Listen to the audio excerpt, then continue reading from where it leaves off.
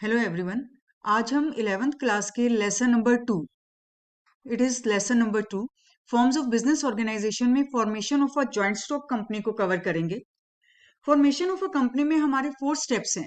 First is promotion, second is incorporation, third is capital subscription stage.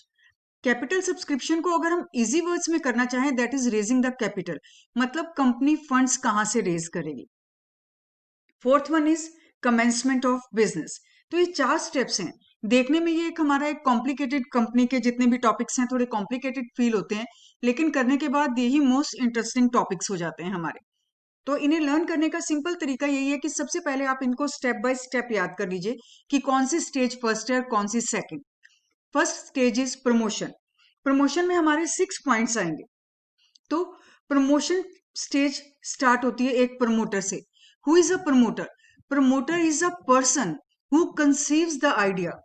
जिसे conceives the idea means जिसके दिमाग में ये आइडिया आता है that there is a opportunity and it should be encashed, जिसको बिजनेस अपॉर्चुनिटी का समझ आ रहा है, जिसके दिमाग में आइडिया वो कंसीव कर रहा है, जो सारे रिसोर्सेज अरेंज कर रहा है, और इसका काम तब तक चलता रहता है until it gives a shape to the company। मतलब स्टार्टिंग से लेकर जब तक कंपनी बन नहीं जाती, ये सारा काम एक प्रमोटर का होता है। This promoter can be a individual, एक सिंगल पर्सन हो सकता है, it can be a group of individuals, और it can be any institution. मतलब कुछ लोगों का भी काम होता है, कुछ ग्रुप ऑफ पीपल ऐसे होते हैं कि जो कंपनी को फॉर्म करते हैं। उनका काम ही यही है that they are going to identify the opportunities, they are making any company and afterwards they will find out the new opportunity. तो ये एक promoter, it can be a individual, it can be a group of individuals, और it can be a institution. As I told already कि यहाँ पे 6 promotion stage में हमारे 6 points हैं। First point is identification of business opportunity. मतलब promoter को यहाँ सबसे पहले एक अपॉर्चुनिटी समझ आ रही है कि एक अपॉर्चुनिटी है, अगर हमने इसको एनकैश करना है तो एक कंपनी बना ली जाए, उस फील्ड में हम एंटर कर ले। अब ये अपॉर्चुनिटी क्या हो सकती है? It can be of starting a new company, एक स्टार्टिंग भी हो सकती है कंपनी की, और दूसरी चीज it can be the expansion of the existing company. Right? Identification of business opportunity में it can be a new company that has to be started, but it can also be the expansion of the existing company. अब इसी में हमारा जो second point है, हमने एक opportunity को आइडेंटिफाई किया। Now we are going to do the feasibility studies. Feasibility का सिंपल मीनिंग होता है either this is practically possible और नॉट। तो यहाँ पे जब हमें एक अपॉर्चुनिटी मिल रही है, हम 3 तरह की फिजिबिलिटी को, हम का मतलब promoter, he is going to try to find out either it is practically possible और not in 3 ways. First is technical feasibility. Technical feasibility में वो देखेगा either the required technology is available और नॉट। फाइनेंशियल फिजिबिलिटी में वो देखेगा either the required funds are available और not. जो प्रोजेक्ट वो देख रहा है, जिस प्रोजेक्ट के बारे में सोच रहा है, जो अपॉर्चुनिटी वो देख रहा है सामने, वो ये देखेगा कि उसमें जो टेक्नोलॉजी चाहिए वो इस वक्त अवेलेबल होगी या नहीं होगी। ठीक है? उस प्रोजेक्ट में लगने वाला पैसा अवेलेबल हो पाएगा या वो इतना ज्यादा है कि हम उसको अरेंज नहीं कर सकते। थर्ड, और जो वो प्रोजेक्ट सोच रहा है वो प्रॉफिटेबल भी रहेगा या नहीं रहेगा। इकोनॉमिकल फिजिबिलिटी में प्रॉफिटेबल देखेगा वो। एग्जाम्पल ले लीजिए, वो एक फैब्रिक कंपनी में कुछ न्यू इंट्रोड्यूस करना जा रहा है। उसे ये लग रहा है कि अगर मैं इस कंपनी को सीधा एक कॉटन से लेके एक उसको फिनिश गुड के रूप में लूं तो वो 50 रुपीज मीटर आएगा। ठीक है? अब यहां पर उसने, अगर वो पूरी टेक्नोलॉजी के बारे में उसे लग रहा है कि ठीक है टेक्नोलॉजी अवेलेबल है, तो वो टेक्निकल फिजिबिलिटी हो गई। उससे रिलेटेड अगर वो फाइनेंस भी अवेलेबल करवा पा रहा है, ठीक है, जितना उसे फाइनेंस चाहिए उस टेक्नोलॉजी के लिए, उससे रिलेटेड रिसोर्सेज के लिए वो भी अवेलेबल है, तो वो हमारी फाइनेंशियल फिजिबिलिटी हो गई। अब यहाँ पे वो कह रहा है कि वो सब करने के बाद उसे 50 रुपीज पर मीटर उसकी कॉस्ट आएगी, लेकिन वो अगर मार्केट में ऑलरेडी 40 रुपीज पे ही अवेलेबल है और हम यहाँ 50 रुपीज कॉस्ट में जा रहे हैं, तो इसका मतलब ये तो प्रॉफिटेबल ही नहीं रहेगा।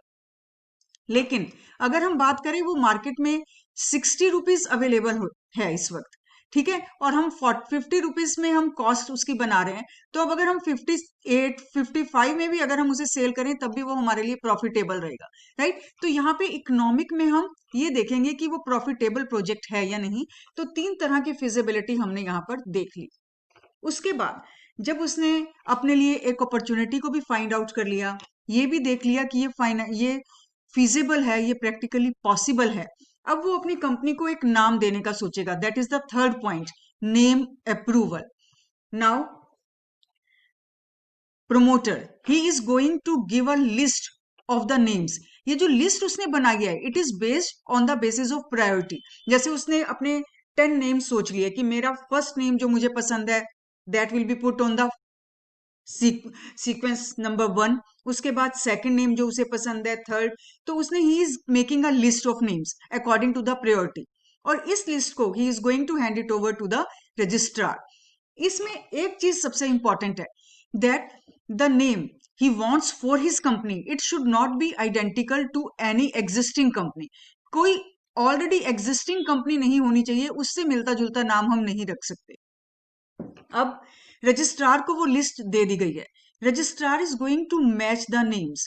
वो रजिस्ट्रार मैच करके देखेगा कि किसी कंपनी के साथ वो मैच तो नहीं कर रहा। जो नाम उसे बेस्ट सूटेड लगेगा, जहां पे कोई कंफ्यूजन नहीं है, कोई वो मैच नहीं कर रहा, आइडेंटिकल नेम नहीं है, that name will be approved, right. वो नेम रजिस्ट्रार अप्रूव कर देगा। ठीक है, तो अब तक हमने 3 पॉइंट्स कर लिए थे। First point is identification of the idea. उसके बाद हमने देखा कि वो प्रैक्टिकली पॉसिबल है, और अब यहाँ पर रजिस्ट्रार ने हमारी लिस्ट में से बेस्ट सूटेड नेम चुन के हमें एक अप्रूव कर दिया। उसके बाद fixing of the signatories to the memorandum of association. अभी आप नेक्स्ट स्टेज में देखोगे, ये यहाँ पे हमारा 6 पॉइंट भी है कि हम बहुत सारे डॉक्यूमेंट्स बनाने जा रहे हैं, memorandum of association, article of association, prospectus etcetera. ये किस लिए बनाए जाते हैं? क्योंकि हम ये सेकंड स्टेज में सारे डॉक्यूमेंट्स रजिस्ट्रार को देंगे। ठीक है, इसी से रिलेटेड थोड़ा सा पॉइंट है यहाँ पर। अब प्रमोटर हमारे फर्स्ट सिग्नेटरीज को डिसाइड करेगा। ये सिग्नेटरीज कौन है? ये सिग्नेटरीज वो हैं, जब हम मेमोरेंडम ऑफ एसोसिएशन को बनाएंगे, then these persons will they will sign the memorandum of association, right. जो मेमोरेंडम ऑफ एसोसिएशन को साइन करेंगे, these signatories are going to be decided by the promoter. और जिन्होंने मेमोरेंडम ऑफ एसोसिएशन को साइन किया, जनरली कंपनी बनने के बाद they become the first directors of the company. और इनको जो ये डायरेक्टर्स बनते हैं, they give a consent in written form that they are willing to purchase the qualification shares. बेटा जैसे जैसे आप लोग आगे की डिटेल स्टडीज करते जाओगे, तो ये कॉमन चीजें हैं जो आपको समझ आ जाएंगी, लेकिन अभी आप इनको शॉर्ट में पढ़ रहे हो तो हर चीज, हर सेंटेंस आपको नया लगता है।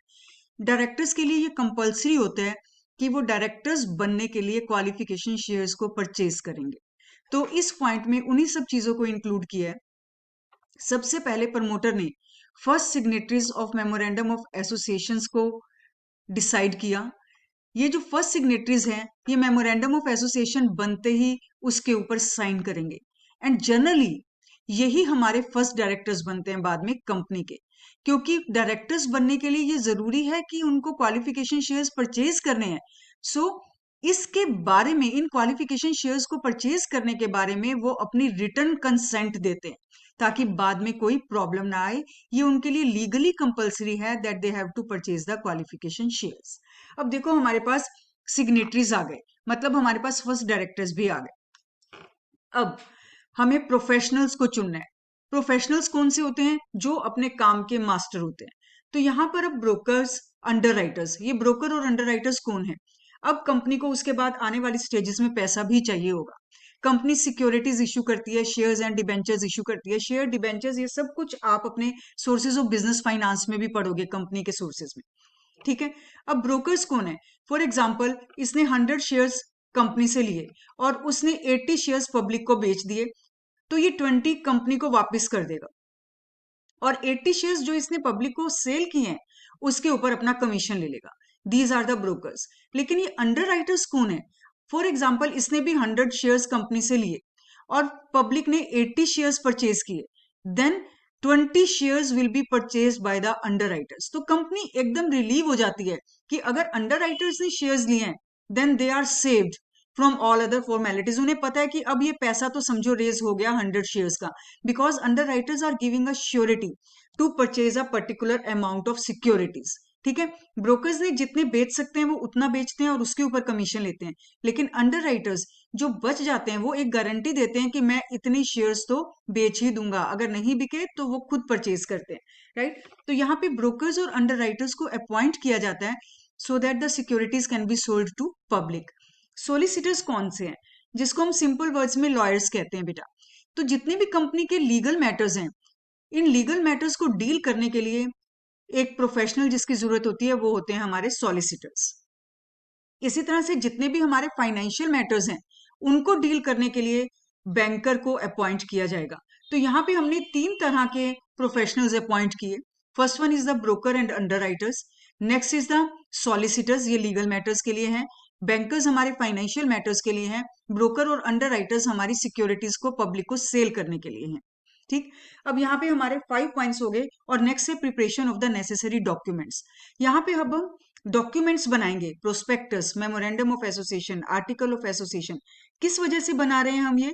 So that it can be submitted to the registrar. एक चीज और यहाँ पे आपको बता दूं, हमें सिर्फ अपनी हमारी 4 स्टेजेस हैं और इन 4 स्टेजेस में से सिर्फ फर्स्ट और थर्ड थोड़ी सी आपको डिफिकल्ट पड़ती है क्योंकि उसके कुछ स्टेप्स हैं, अदरवाइज सेकंड और जो हमारी फोर्थ स्टेज है दैट इज वेरी सिंपल। तो अब हमने यहाँ पे फर्स्ट स्टेज कवर कर ली।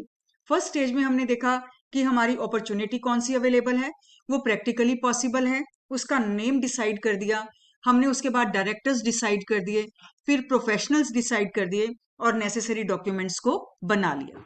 इसके बाद हम चलते हैं सेकंड स्टेप की तरफ। हमारी सेकंड स्टेज है इनकॉर्पोरेशन स्टेज। इनकॉर्पोरेशन का सिंपल मीनिंग है रजिस्ट्रेशन स्टेज।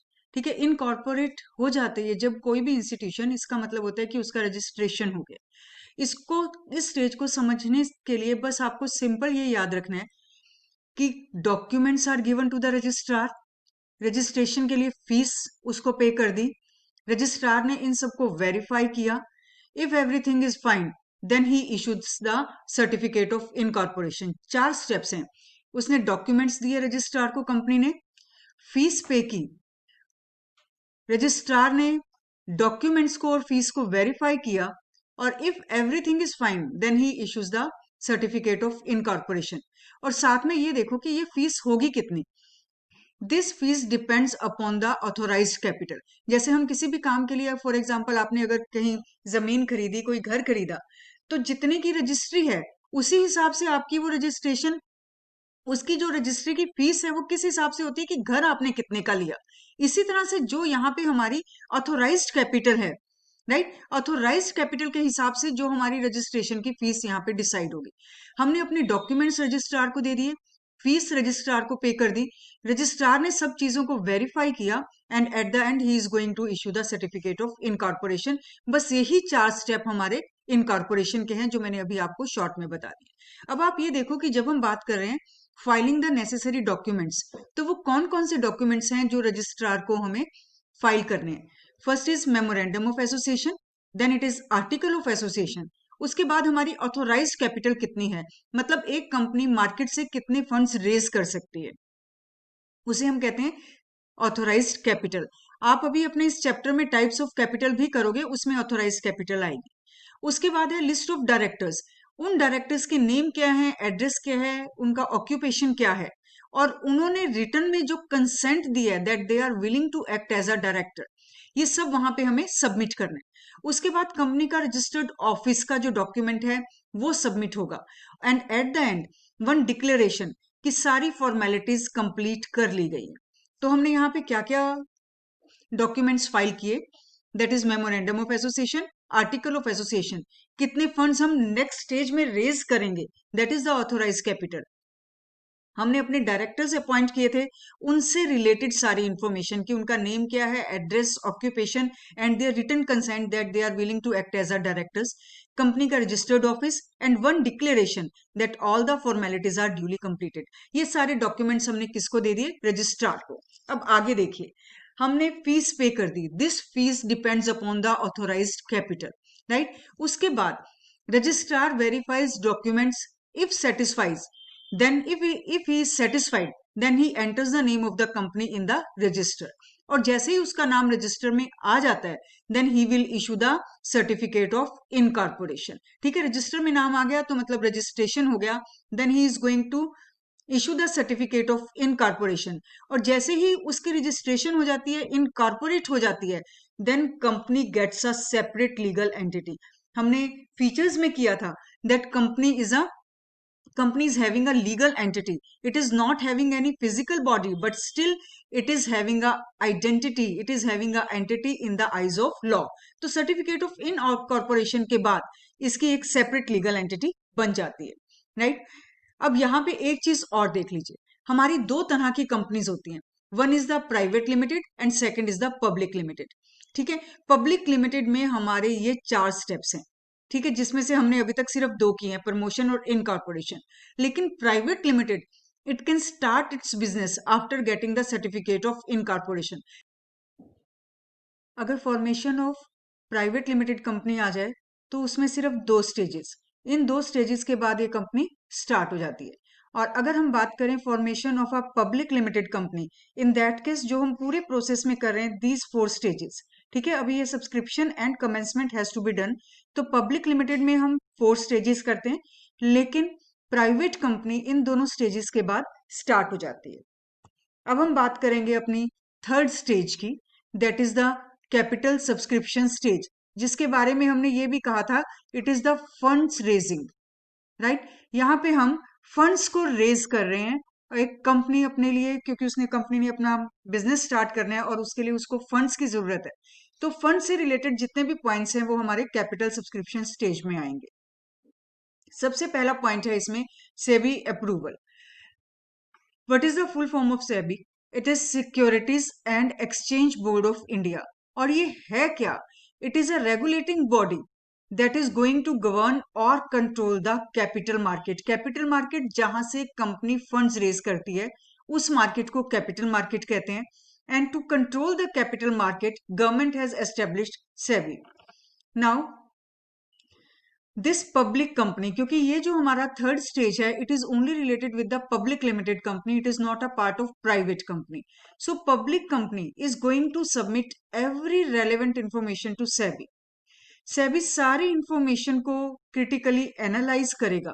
अगर उसको लगता है दैट समथिंग इज हिडन, तो अभी तक जो हमारे फर्स्ट 2 स्टेप्स में हुआ था, मतलब हमें सर्टिफिकेट ऑफ इनकॉर्पोरेशन मिला है अपने सेकंड स्टेप में, इफ एनीथिंग इज हिडन और सेबी को लगता है कुछ मैन्युपुलेशन है, in that case that registration can be cancelled. So every information has to be given to SEBI.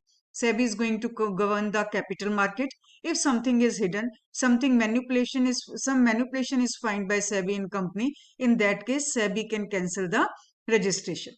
ठीक, अब ये पॉइंट हो गया हमारा कि अभी उसे सब कुछ ठीक लग रहा है, in that case company can issue the securities in market. और कंपनी को मार्केट में सिक्योरिटीज इशू करने के लिए सबसे पहले the company will issue the prospectus. What is prospectus? आप आगे जाके memorandum of association, article of association और प्रोस्पेक्टस, ये सारे डॉक्यूमेंट्स पढ़ेंगे। तो शॉर्ट में प्रोस्पेक्टस क्या है? Prospectus is a invitation to public to come and subscribe the securities. Subscribe का सिंपल मीनिंग है परचेज। ठीक है, तो प्रोस्पेक्टस को अगर हम बिल्कुल सिंपल वर्ड्स में आपको बताऊं तो हम उसको ये कहते हैं that it is a invitation to the public to come and purchase the shares of company. सिर्फ शेयर्स नहीं, कोई भी सिक्योरिटी जो कंपनी ने इशू की है।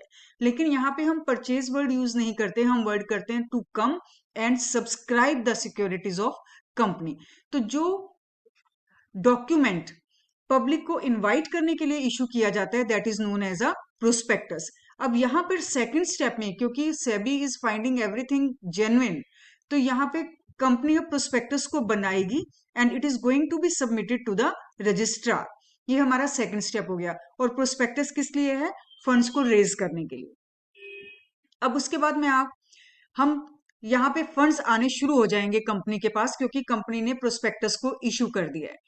Now the company will appoint bankers, brokers and underwriters. आपको मालूम है कि ब्रोकर्स और अंडरराइटर्स क्यों कौन है? ब्रोकर्स और underwriters they ensure the sale of securities. ठीक है, ये कंपनी से सिक्योरिटीज को परचेज करते हैं या लेते हैं और उसके बाद उसे पब्लिक को सेल करते हैं और बीच में अपना वो कमीशन ले लेते हैं, राइट? तो ब्रोकर्स और underwriters they ensure the securities, they ensure the selling of securities to public. ठीक है, आपको मैंने ब्रोकर्स और अंडरराइटर्स का डिफरेंस पहले ही बता दिया था। ब्रोकर्स जितने सेल करते हैं उसका कमीशन ले लेते हैं, लेकिन underwriters they undertake means they promise the company to purchase a particular amount, a particular number of shares. उसने 100 अगर अंडरराइटर ने लिए, पब्लिक ने 80 परचेज किए, rest 20 will be taken by underwriter. तो श्योरिटी हो जाती है कंपनी को कि मेरे इतने तो सेल हो गए। उसके साथ ही कंपनी यहाँ पे अपॉइंट करेगी बैंकर्स को। बैंकर्स को क्यों अपॉइंट करेगी? क्योंकि आपने प्रीवियस पॉइंट में देखा प्रोस्पेक्टस यहाँ पे कंपनी ने बना लिया, रजिस्ट्रार को भी एक सेंड कर दिया, और यहाँ पे फोर्थ पॉइंट में आप देखोगे कि ये पब्लिक के पास जा चुके हैं और मनी आना शुरू हो गया। इसके लिए बैंकर्स को अपॉइंट किया जाता है so that they can deal with the financial matters. When the money is coming they can deal with it. तो bankers, brokers and underwriters they are appointed. अब उसके बाद देखिए, प्रोस्पेक्टस इशू हो गया है, अब कंपनी के पास पैसा आएगा। एक बहुत छोटी सी आपको बात बताऊं, 12th में आपको ये बात क्लियर हो जाएगी। अगर एक 10 रुपीज का शेयर होता है तो सबसे पहले वो इकट्ठा अमाउंट नहीं मंगवाया जाता पब्लिक से। It is always called in instalments. जैसे फॉर एग्जाम्पल, जब उसने एप्लीकेशन, जो शेयर होल्डर्स हैं या पब्लिक है जो वो कंपनी के पास भेज रही है, उसको हम कहते हैं शेयर एप्लीकेशन अमाउंट। जो पब्लिक कंपनी के पास अपने अप्लाई करने जा रही है शेयर्स के साथ के लिए, तो उसके साथ जो वो अमाउंट भेजेगी, that is known as share application amount. ठीक है, कुछ फॉर्मेलिटीज इस शेयर एप्लीकेशन अमाउंट के बाद होती हैं। अगर वो फॉर्मेलिटीज क्लियरली फुलफिल होती रहे तब कंपनी शेयर्स अलॉट करती है। उसके साथ भी कंपनी कुछ पैसे डिमांड करती है, तो उसको हम कहते हैं अलॉटमेंट मनी। उसके बाद जो रेस्ट है वो कॉल मनी होता है, right? It can B one call और इट कैन बी सेकंड और फाइनल कॉल। तो जब पब्लिक अपने शेयर्स के लिए अप्लाई कर रही है, some money will be sent to company, that will be known as share application money. सब कुछ ठीक ठाक चल रहा है तो कंपनी शेयर्स अलॉट करती है, उसके साथ फिर कुछ पैसा लिया जाता है, that is known as the allotment money, और rest of the money is considered call money. तो अब हम बात कर रहे हैं यहाँ पे एप्लीकेशन मनी की। शेयर्स इश्यू हो चुके हैं। Now what is the minimum subscription? ये लीगली कंपनी के लिए कंपलसरी है। Company can start it business only in one case if they are getting the minimum subscription amount. Minimum subscription amount क्या है? It is the 90% of issued capital. जितना company ने shares issue किया उसका 90% at least company को receive होगा, तभी company अपना बिजनेस स्टार्ट कर सकती है, राइट? और अगर ये नहीं रिसीव हो रहा है तो कंपनी को जिनका पैसा आया है वो सब वापस करना होगा, राइट? इसके साथ साथ कंपनी ने टाइम लिमिट भी दे दी। यहां तो उसने अमाउंट बताया that 90% of the issued capital must be received. Time period क्या है? It should be received within the 120 days of issue of prospectus. जब प्रोस्पेक्टस इशू कर दिया, जब कंपनी ने पब्लिक को इनवाइट कर लिया, from that day with in 120 days company must get 90% of the issued capital. If the company is not able to get 90% of the issued capital within 120 days, then within next 10 days company has to return the capital back. इसका मतलब prospectus issue होने के 130 days के अंदर अंदर पैसा वापस कर दो, अगर आपको 90% विद इन 120 डेज पैसा आप रिसीव नहीं कर पाए हो। So this is known as the minimum subscription. ये आपको ध्यान रखना होगा। It is the essential amount that has to be received by the company to start it business. और ये अमाउंट है कितना? It is 90% of the issued capital must be received within the 120 days. If it is not received, return the money back within the next 10 days. Example ले लीजिए, आपको ज्यादा clear हो जाएगा। ऐसा एग्जाम्पल जनरली पेपर में भी आ जाता है। कंपनी इश्यूज 1000 शेयर्स, ये 10 रुपीज के उसने अपना डिमांड किया, राइट? एप्लीकेशन मनी उसने 10 रुपीज की डिमांड की। अब कंपनी के पास अमाउंट आना चाहिए था 9 लाख रुपीज, राइट? क्योंकि उसने at least 9 lakh rupees should be received. ये मिनिमम सब्सक्रिप्शन है, क्योंकि ये देखिए 90% कितना बनेगा? It is 9 lakh rupees. लेकिन कंपनी को रिसीव कितना हुआ है? It company only received 7,50,000 rupees, जो कि हमारी मिनिमम सब्सक्रिप्शन से कम है। So company cannot allot the shares, क्योंकि 90% of 1 lakh is 90,000 shares. 10 rupees demand किए एप्लीकेशन मनी के, तो 9 lakh rupees must be received. This is the minimum subscription. अगर इससे कम पैसा आएगा तो कंपनी शेयर्स अलॉट नहीं कर सकती, लेकिन अगर इतना आ जाए तो कंपनी शेयर अलॉट करेगी। ठीक है, इसका मतलब यहां पे अगर मिनिमम सब्सक्रिप्शन आ गई हमारे पास तो कंपनी शेयर्स अलॉट कर सकती है। लेकिन इसके साथ एक फॉर्मेलिटी और है। अलॉटमेंट से पहले कंपनी को स्टॉक एक्सचेंज में अपने आप को एनलिस्ट करवाना होगा। क्यों करवाना होगा? क्योंकि ये मनी पब्लिक का होता है। द गवर्नमेंट और द कैपिटल मार्केट और SEBI, they want that the public should be safe, the public money should not be manipulated. तो फॉर्मेलिटीज बहुत हैं एक कंपनी के लिए, right? Now before the allotment of shares, the company will give all the financial information to the stock exchange. Stock exchange will check what is the financial soundness of company. Then it will issue the permission to company to allot the shares. इसके लिए भी एक time period है। If within the 10 weeks of the closure of subscription, subscription के लिए जैसे prospectus issue होता है, एक टाइम पीरियड होता है सिर्फ, जिसके अंदर अंदर पब्लिक शेयर्स को सब्सक्राइब कर सकती है, परचेज कर सकती है। तो उस टाइम पीरियड के खत्म होने के विद इन 10 वीक्स अगर कंपनी को स्टॉक एक्सचेंज से परमिशन नहीं मिल रही है, it means allotment can not be done. ठीक है, सब्सक्रिप्शन के लिए फॉर एग्जांपल कंपनी ने 1 जुलाई से लेके 31 अगस्त तक का टाइम रखा, तो ये टाइम पीरियड है सब्सक्रिप्शन का। अब 31 अगस्त के बाद, 31 अगस्त के बाद विद इन 10 वीक्स अगर कंपनी को स्टॉक एक्सचेंज से परमिशन मिल जाती है, in that case allotment can be done, और otherwise the allotment will not be considered legal. ठीक है, अगर यहाँ पे भी हमारी ये भी फॉर्मेलिटी अगर क्लियर हो जाती है, then the allotment of shares will be done. इस अलॉटमेंट के बाद the return of allotment will be made. Return of allotment का मतलब ये नहीं है कि शेयर्स वापस जा रहे हैं, अलॉटमेंट वापस जा रही है। यहाँ पे रिटर्न का मतलब है statement, right? One statement will be made जिसमें हमारी शेयर होल्डर से रिलेटेड सारी इंफॉर्मेशन है, that what is the name of the share holder, what is the address, how many shares he has purchased. ये एक return of allotment will be made, और यही return of allotment will also be submitted to the registrar. तो हमारे इसमें 6 points हो गए। अगर आपको दोबारा मैं ये एक चीज रिपीट कर दूं, हमारे प्रमोशन स्टेज में भी 6 पॉइंट्स थे और इस स्टेज में भी 6 पॉइंट्स है। इसको एक बार ध्यान से देख लीजिए।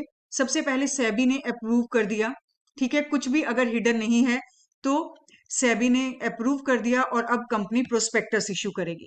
प्रोस्पेक्टस इशू करते ही कंपनी ने अपने बैंकर्स, ब्रोकर्स और अंडरराइटर्स को अपॉइंट किया, सो that the money can be easily it can be easily adjusted, it can be easily received, no manipulation should be there। तो हमने ब्रोकर्स, अंडरराइटर्स और बैंकर्स प्रोफेशनल्स को अपॉइंट किया।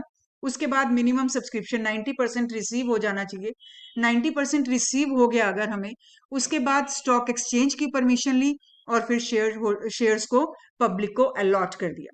इसके साथ हमारी ये थर्ड स्टेज कंप्लीट होती है। Fourth stage is very simple. Now let us come to the fourth stage. ये स्टेज बिल्कुल सिंपल है। It is the fourth stage, that is the commencement of business. Commencement का मीनिंग होता है starting of business, right? ये simple एक application registrar को देनी है और डिक्लेरेशंस हैं ये सारी। एप्लीकेशन के साथ डायरेक्टर्स ये डिक्लेयर कर रहे हैं, और उन्होंने डिक्लेयर करना है क्या? बिल्कुल सिंपल वर्ड्स में आपको बता दूं, वो ये डिक्लेयर कर रहे हैं कि जो पैसा लेना था वो ले लिया, जो देना था वापिस वो दे दिया। मीन्स ना लेना बाकी है ना देना बाकी है, राइट? और सारी फॉर्मेलिटीज हमने फुलफिल कर ली हैं, और उसके बाद वो उन डॉक्यूमेंट्स पे साइन कर देंगे। सिर्फ यही कमेंसमेंट ऑफ बिजनेस में है कि ना लेना बाकी ना देना बाकी, सब फॉर्मेलिटीज फुलफिल्ड हैं, और ये सब वो साइन करेंगे अपने डॉक्यूमेंट्स पे, डिक्लेरेशंस पे, राइट? तो अब देखो इसको कंपनी की लैंग्वेज में कैसे लिखा हुआ है। Shares payable in cash has been subscribed. यहाँ पे बात हो रही है जो कैश में जो शेयर्स जाने थे वो सारे जो पब्लिक से रिलेटेड हैं, उनके लिए मिनिमम सब्सक्रिप्शन रिसीव्ड हो गई है, उनको परचेज कर लिया पब्लिक ने और मिनिमम सब्सक्रिप्शन रिसीव हो गई है, मतलब पैसा आ गया, राइट। दूसरी तरफ से वो अपनी भी बात कर रहे हैं, every director has paid in cash, उन्होंने क्वालिफिकेशन शेयर्स परचेज करने थे, उनसे रिलेटेड बात है that every director has paid in cash application और अलॉटमेंट मनी, डायरेक्टर्स ने भी पैसा दे दिया, मतलब यहाँ पे पब्लिक से रिलेटेड पैसे की बात हुई कि मिनिमम सब्सक्रिप्शन आ गया। And second, that the directors have paid in cash the application money as well as the allotment money. अब हम बात कर रहे हैं कि कुछ देना भी बाकी नहीं है, no money is pending to pay back, किसी का कोई पैसा वापस नहीं करना है, right. Next, all the requirements are compiled with, मतलब सारी इंफॉर्मेशन, सारी रिक्वायरमेंट्स हमारी फुलफिल हो चुकी हैं और साथ लगा दी गई है। And this will be signed by all the directors, in declarations पे डायरेक्टर्स के साइन होंगे, क्योंकि बिना सिग्नेचर के कोई भी डिक्लेरेशन लीगल नहीं मानी जाती, right. Now the registrar will see all these documents, if he is satisfied then he will issue the certificate of commencement of business, right. और इसके बाद एक public company can start it business, ठीक है। इस तरह से अब हमने एक कंपनी की फॉर्मेशन के सारे स्टेजेस देख लिए हैं। आपको पता चल गया है कि प्राइवेट कंपनी सिर्फ 2 स्टेजेस के बाद अपना बिजनेस स्टार्ट कर सकती है। पब्लिक कंपनी के लिए हमने ये चारों पॉइंट्स करने होंगे। प्रमोशन स्टेज में हमारे 6 पॉइंट्स थे, सब्सक्रिप्शन में 6 थे, सेकंड और फोर्थ पॉइंट हमारे बिल्कुल इजी हैं। तो आई होप कि ये पूरा आपको टॉपिक क्लियर हो गया होगा। Thanks to all of you. Next video में मिलेंगे एक नए टॉपिक के साथ।